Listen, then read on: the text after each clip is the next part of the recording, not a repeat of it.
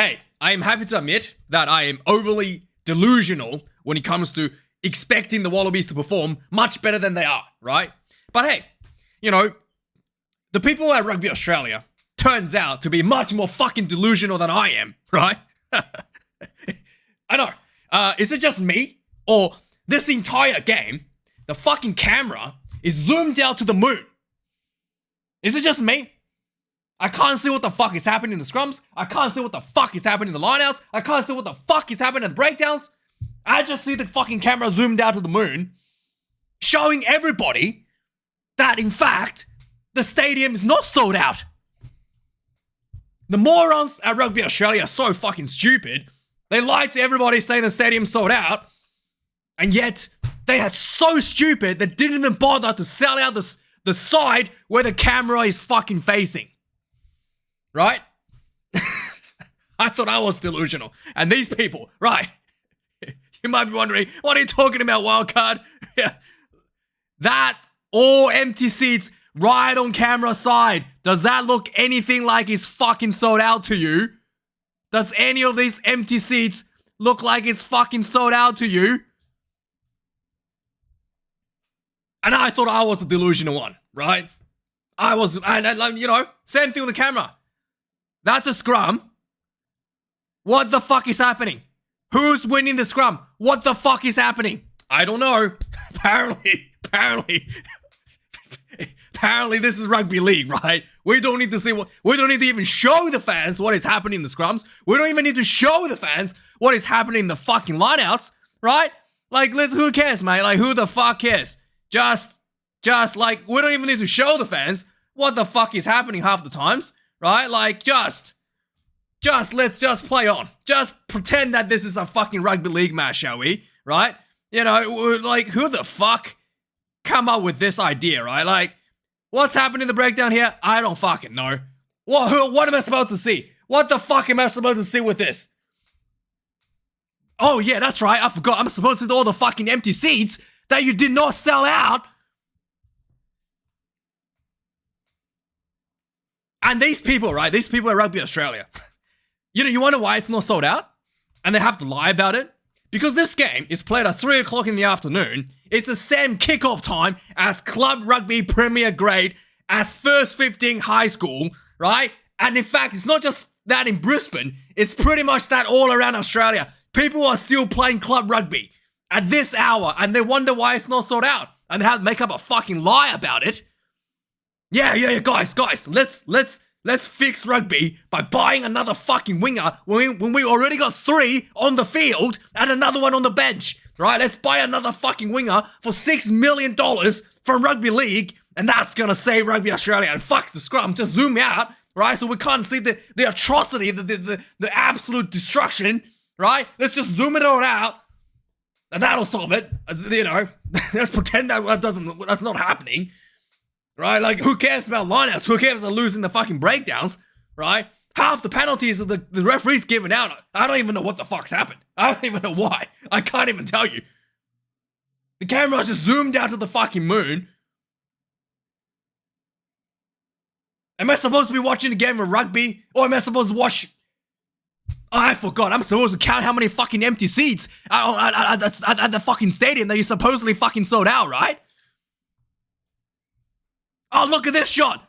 Look at this shot. Wow. All the sold out seats right there. Wow. Look at all of the sold out seats right there, mate. It's just fucking delusional.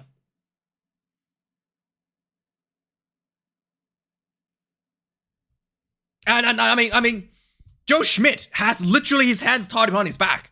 He has like half the talents that Eddie Jones screwed over left for either playing rugby league or going overseas. And Rugby Australia did nothing to stop the bleeding. Did nothing. Yeah, we got Joseph Swali coming in for $6 million. Oh my goodness. The guy got sent off in 7 minutes at State of Origin with a red card. Yeah, $6 million, guys. Just another winger to put on a fucking field. Have we got enough wingers, guys? Have we got enough wingers? Do we need 5 wingers to win this game? I think we do. My fucking God. My God. It's just... I actually can't believe they just fucking kept the entire game zoomed out. I just... Oh my God. This... And anyway, so Joe Schmidt has his hand tied behind his back. I mean, obviously without... really don't have access to international players. And the team is really lack of experience, you can see. And sometimes, it is better than Eddie Jones, to be quite frank with you. Eddie Jones has better access to more experienced players and deliver a much worse result in South Africa against the B team, right? And, there's a saying, this good old saying that everybody has a game plan until they get punched in the face, right? And that's pretty much what happened to the Wallabies out there. They were, they went out there, as soon as the pressure came on, everything that worked towards in the last 3 rounds against, 2 rounds against Wales and 1 round against Georgia, going out the window. All that structure they had prepared going into this game, non-existent. They tried to play the kicking game and just to literally, it was like watching amateurs playing kicking game against the chess master, it's like watching 2 chess, or a chess master playing against a high school kid in that regard, so that was pretty bad. And the one thing that was good for the Wallabies, they did improve on their lineouts. The line-out more difference was slightly better than they shown against Wales, because that was atrocious against Wales. So slight improvement there. The scrum was atrocious, like we were expecting, without Tupou, and I guess nobody saw that because they got the camera zoomed out, so that's fine. Again, like I said, when you get punched in the face, everything goes out the window. Penalty count skyrocketed this game, unlike the previous few games. The penalty count were like under 10, so that was another one that went out of the window. And the one good thing is the physicality did lift a little bit this game, albeit just like the lack of structure. So the effort was there, right? I have to give all the players their effort, but the structure is just not there to hold the overwhelming tide on the Springbok attack. So that was the big issue there. It is really just a reality check in the end of the day for Joe Schmidt. Like, how much is he able to actually deliver with a team with so many youngsters, with so many top quality players left for overseas? I don't know. Maybe the fact that they have got rid of Melbourne Rebels and, conglomerated all the players, making them play together more often, maybe that's going to help them all develop as a group. But yeah, there was a clear lack of leadership out there. And it's not a knock against Ala Alatoa. He's only been captain for half a year or something. Like, he literally just got handed the captaincy.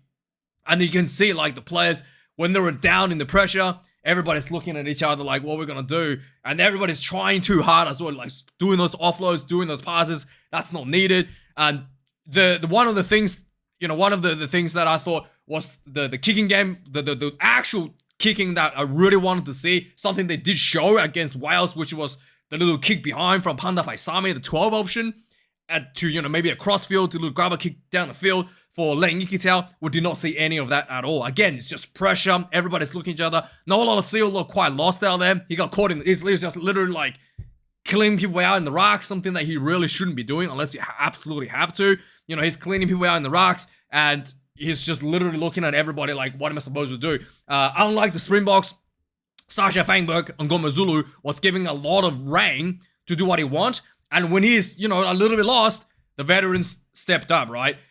Villa LaRue stepped up to manage the direction. Literally a lot of times in the kicking game, the ball goes to Sasha, and Villa LaRue just like, yep, give me the ball, I'll sort out this one. And Sasha, fully competent player to be able to know what to do. But a lot of times, Villa just literally demanding the ball to be passed to him, whilst he do the kind of make the decision whether to kick it or whether to run it. And also, I've noticed that Cheslin Kobe was playing a little bit of playmaker as well. He's playing a bit of everything. He was playing halfback as feeding the ball into the scrums. He was clearly playing a fly half role and he tried a drop goal as well. He missed that one.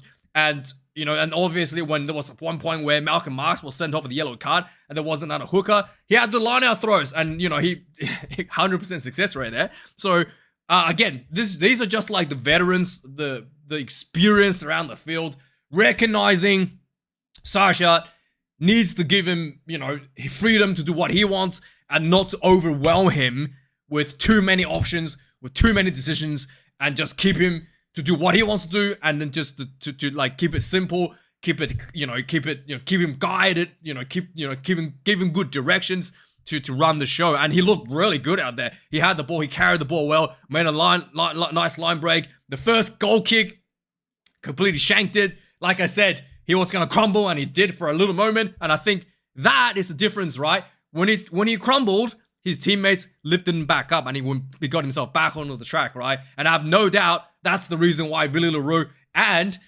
Cheslin Kolbe was stepping up to the plate to try to take over the decision making. Just like, hey, dude, you're just getting overwhelmed here. Focus on your goal kicking. Focus on these little facts, little things that you need to do, and we'll take care of everything else. And that just really just eased him back into the rhythm, and he just looked like, world-class player from there going forward. The Springbok defense was absolutely tremendous once again.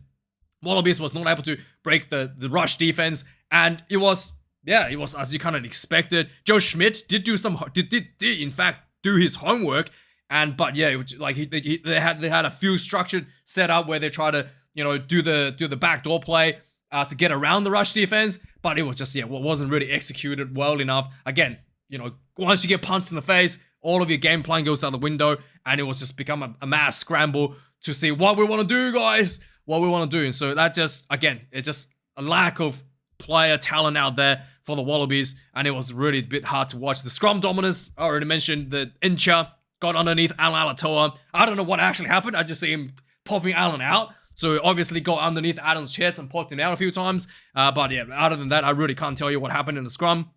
Second half, the scrum destabilized a little bit with what was his name? With James Slippard and what was his name? Zan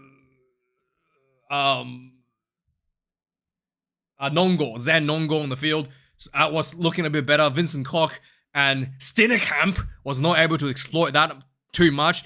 And yeah, and also like Springboks were doing this thing where they're almost playing a style with two halfbacks.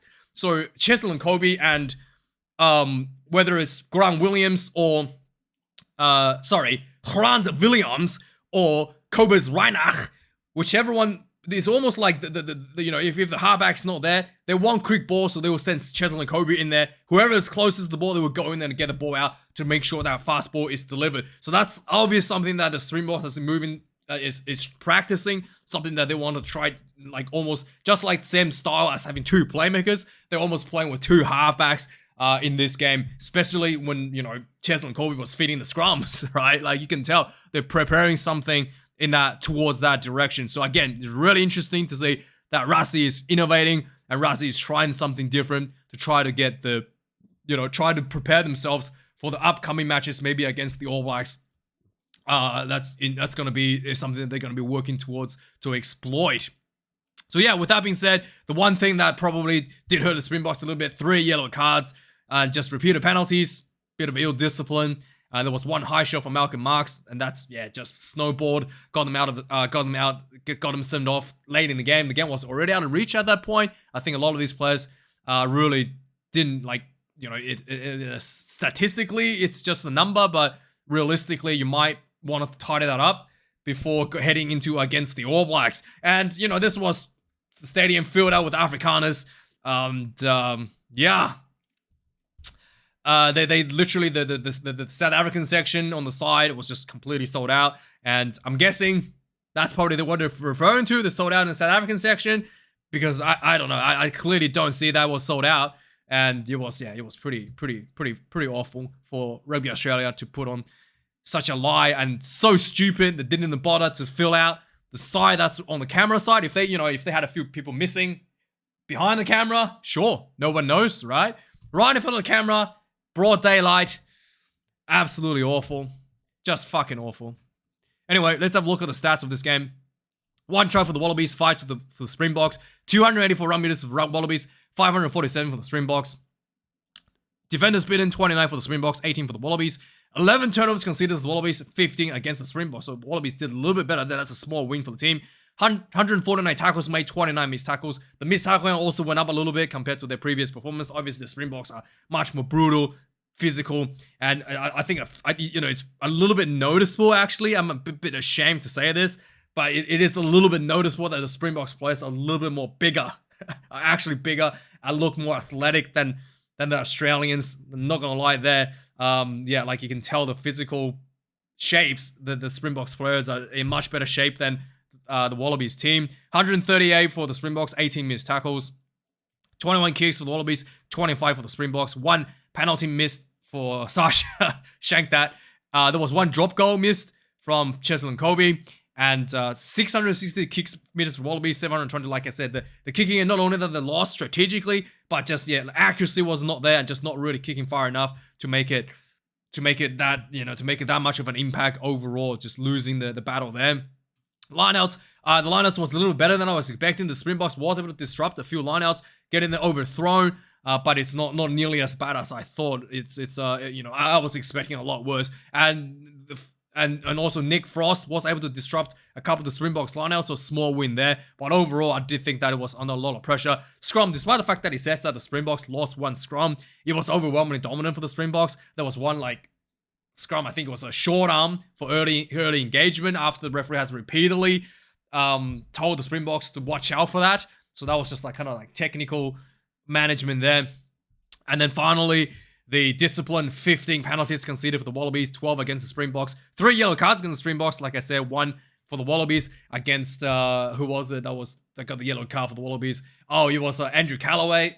Was it Andrew Callaway? Yeah, Andrew Callaway. He lifted Cobus Reinach, and then it was a bit awkward. He lifted him. Reinach was trying to falling down, almost looked like a power driver, but he didn't power drive him. But yeah, it looked a little bit bad. It could have been a red card in some circumstances. But I think it just a weirdly caught in a bad position there. And but that was pretty much it. Let's go through some of the I guess the lowlights and highlights for all of you South Africans.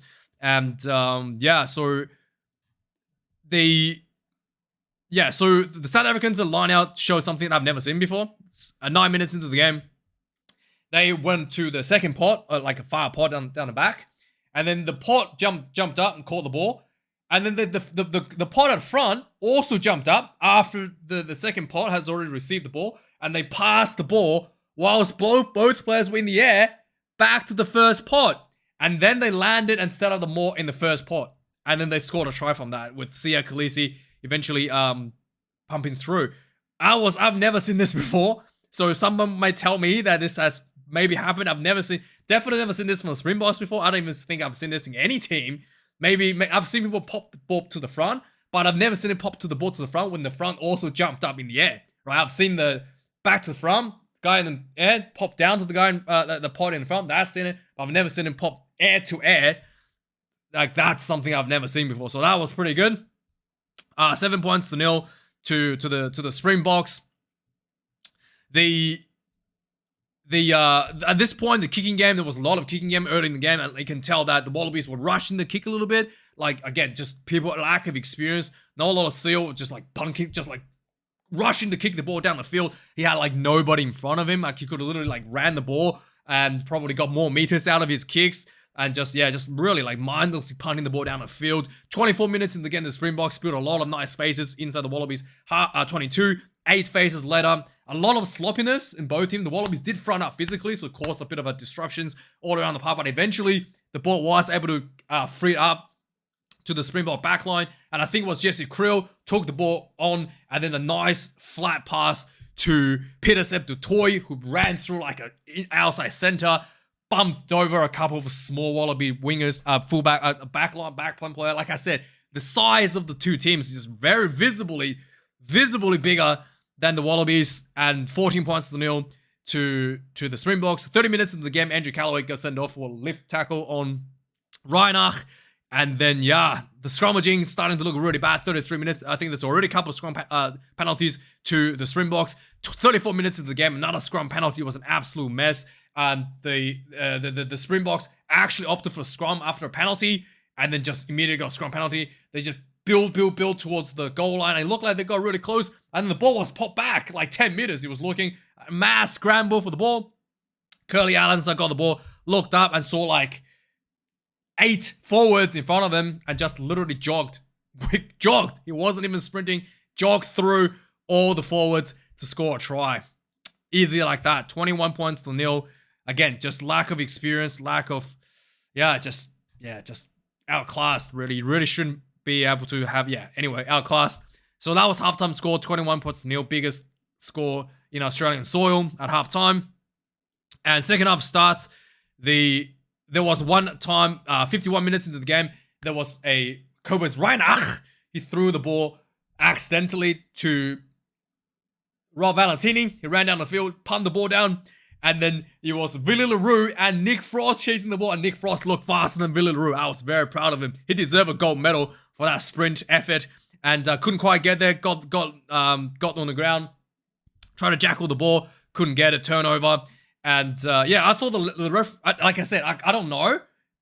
I thought maybe the Wallabies have a number of turnovers that wasn't called, but the camera wasn't close enough to see it. So I actually kind of accused the referee of being biased because I couldn't really tell if there was a proper turnover or not because the camera was so fucking zoomed out to the moon, right? So anyway, so further on, there was, so at this point, the Wallabies, again, just under pressure.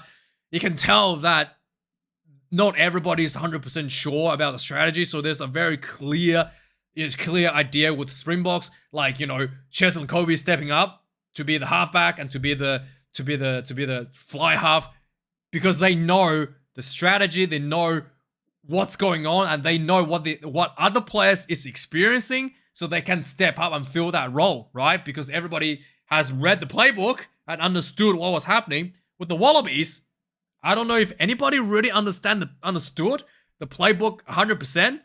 People were literally like bumping into each other. No Lolosio was getting caught in the breakdown, and everybody's looking at each other like who's gonna get the ball, who's gonna do what, and it was like nobody really fully understood what should be happening on the field. It was very evident at this point.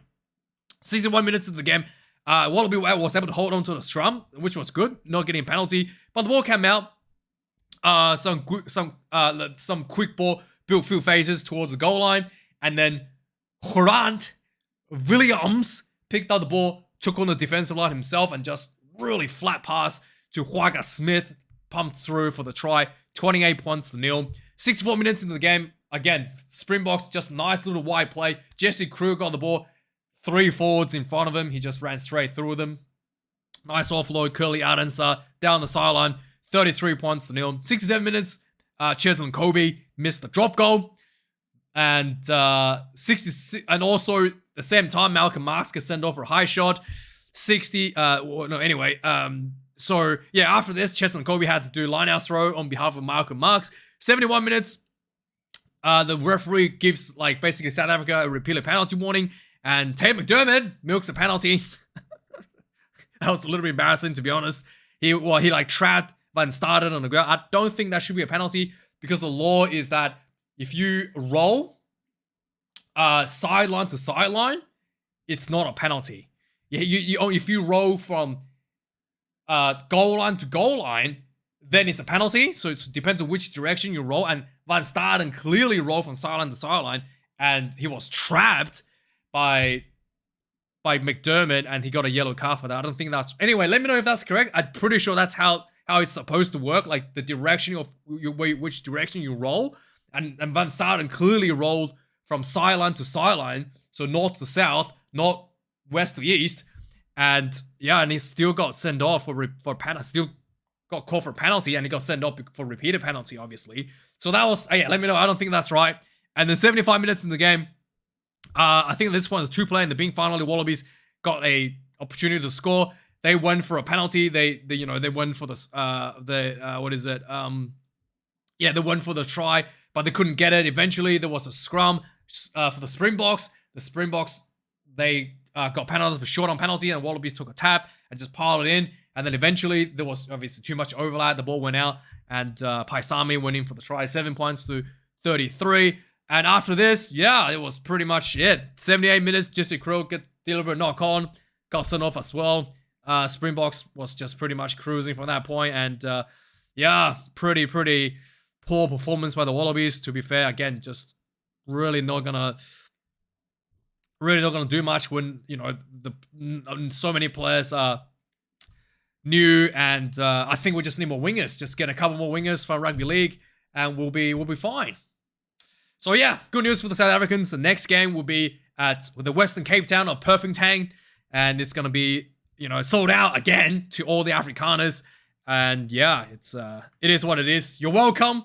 Hope you enjoy the exchange rate. Because yeah, they charge you like $50 for a coffee there as well. And it's $50 Australian, like, 200,000 Rand or something, right? So yeah, so at least we're making money, okay? So hopefully Australian rugby gets a cut out of that so we can buy another winger. But hey, thanks for your donations, guys. Like, comment, subscribe, and see you guys later, maybe next week. All right, cheers.